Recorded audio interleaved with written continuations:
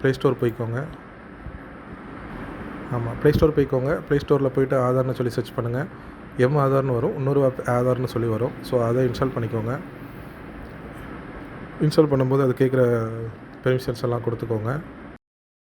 இந்த அப்ளிகேஷனில் இருக்குது, அது என்னென்னு பார்ப்போம். ஆக்சுவலாக இந்த அப்ளிகேஷன் லாகின் பண்ணதுக்கப்புறம் நீங்கள் அதை கிளிக் பண்ணிங்கன்னா பயோ லாகின்னு சொல்லி கீழே காமிக்கும்.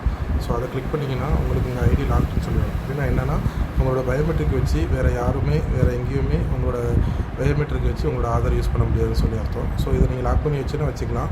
பட் நீங்கள் எங்கேயாவது போய் ரேகை வைக்கணும், பயோமெட்ரிக் வைக்கணும் அப்படிங்கிற சமயத்தில் இதை எடுத்து அன்லாக் பண்ணி விட்ருங்க. அதேமாதிரி லெஃப்ட் சைடில் மாஸ்க் டேட்டான்னு ஒரு ஆப்ஷன் இருக்குது. இந்த மாஸ்க் டேட்டா என்ன அப்படின்னா உங்களோட ஆதார் நம்பர் பார்த்தீங்கன்னா ஃபஸ்ட்டு 8 டிஜிட் வந்து இன்ட்டு மாதிரி ஆயிரும். ஸோ லாஸ்ட்டு 4 டிஜிட் மட்டும் தான் ஷோ ஆகும். ஆக்சுவலாக பேங்கிங் அக்கௌண்ட் ஓப்பனிங் ப்ராசஸ் எல்லாத்துலேயுமே பார்த்தீங்கன்னா நம்மளோட 4 டிஜிட்ஸ் மட்டும் தான் யூஸ் பண்ணுவாங்க. ஸோ அந்த மாதிரி நீங்கள் அது மட்டும் கொடுத்தா போதுங்கிற இடத்துல நீங்கள் இதை காமிச்சு நீங்கள் அவங்கள காமிச்சிக்கலாம். ஸோ ஃபுல் ஆதார் நம்பர் நம்ம ஷேர் பண்ணணும் அவசியம் இல்லை.